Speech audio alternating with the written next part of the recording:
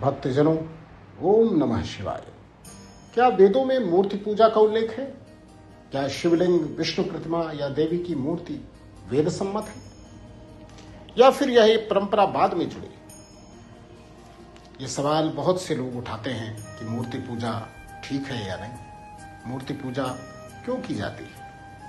आज हम इस प्रश्न के पीछे छिपे एक महान रहस्य को समझेंगे। वेदों, उपनिषदों, पुराणों और आगम शास्त्र के आलोक में। मैं हमेशा से कहता हूं, भावे विद्युतो देवः न पाषाणो न मृण्मयो। देवता, मेरे प्रभु, भाव में निवास करते हैं, किसी पत्थर या मिट्टी में नहीं। लेकिन इसका यह अर्थ कदापि नहीं है कि मूर्ति या प्रतिमा उसका कोई महत्व नहीं है। आज हम बहुत विस्तार से इसी विषय पर बात करने वाले हैं। वेदों में ईश्वर की धारणा क्या है? ऋग्वेद क्या कहता है? एको देवः सर्वभूतेषु गूढ़ः। एक ही परमात्मा सब जीवों में गुप्त रूप में स्थित है। और उपनिषदों में कहा गया, नेति नेति, ईश्वर को निराकार अगोचर कहा गया। वेद ईश्वर को निर्गुण और सर्वव्यापी मानते हैं। तो फिर मूर्ति पूजा की उत्पत्ति आखिर कब हुई? वेदों में प्रत्यक्ष रूप से मूर्ति पूजा नहीं, पर प्राकृतिक शक्तियों की प्रतीकात्मक आराधना की गई है, जैसे अग्नि, सूर्य, वायु। पुराणों में विष्णु, शिव, देवी आदि की प्रतिमाओं का विस्तार पूर्वक वर्णन मिलता है। यह परंपरा जन सामान्य के लिए ध्यान और भक्ति का एक सुलभ मार्ग बन गई। मूर्ति केवल एक पत्थर नहीं, वह एक प्रतीक है जो ध्यान की एकाग्रता का केंद्र बनती है।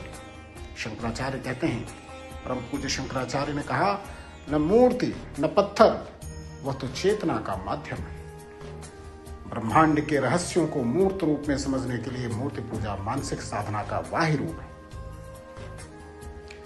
मूर्ति पत्थर की हो सकती है, परंतु प्राण प्रतिष्ठा के बाद वह देवता बन जाती है, वह सजीव बन जाती है।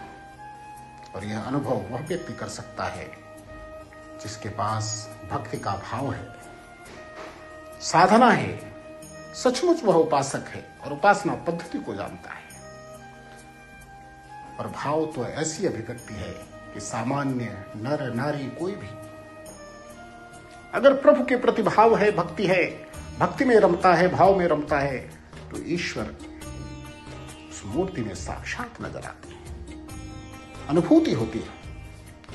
प्राण प्रतिष्ठा एक वैदिक तांत्रिक विधि है, जिसमें मंत्रों, न्यासों और आह्वानों से देवता को मूर्ति में प्रतिस्थापित किया जाता है। देवता यथा स्थाने तिष्ठन्तु प्रियतामिति। यह प्रक्रिया मूर्ति को चेतनता का पात्र बनाती है, केवल प्रतीक नहीं।